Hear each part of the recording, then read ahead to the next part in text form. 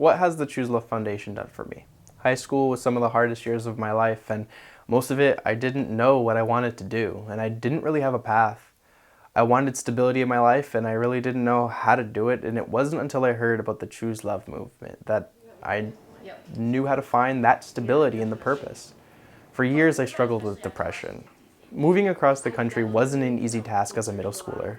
Losing all of my friends and having to start from scratch really made me hide in a turtle shell of who I once was. I was mad at my mother for bringing us, and I was mad for my father for not stopping her. And I was mad at my brother for acting up and being kind of the reason we had to move in the first place. It seemed to be all going downhill from my perspective. I was upset with my family, and to the point that I didn't feel comfortable talking to them. My environment wasn't really friendly whatsoever, so making friends were kind of difficult for me. I had nowhere to go, and I felt like I had no one to talk to. It was for years, actually. And at that point, I even contemplated suicide. I felt meaningless, sad, and alone, and I really believed that there was zero meaning or purpose to my life. And I ended up in Waterbury Hospital for what roughly seemed like 2 weeks, but it seemed like an eternity trying to get stronger mentally. Yet I still questioned my meaning once I was sent home. Roughly 4 years later, I learned that those painful emotions were actually learning opportunities that led me to my personal growth. Now, I thank them because they've given me the purpose to my life. Moving to Connecticut gave me an amazing opportunity to find out who I really was because my senior year, I was able to find the Choose Love movement. The moment I found my purpose, really. Senior year was nothing I could have ever expected. At the start, our classroom had no connections, no ties. We were simply like any other class. We had no idea what was in store.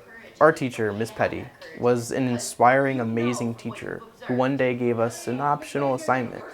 All we had to do, choose love.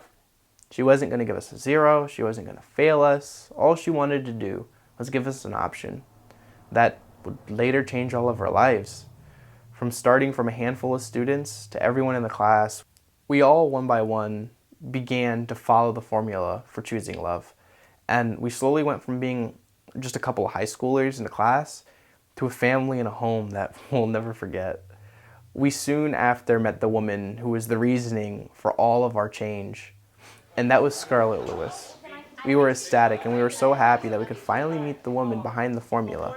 We made poems, bracelets, murals, and really anything else you can imagine just for her and the message that she spreads, because Scarlett and Miss Petty made an entire classroom change their perspective on life.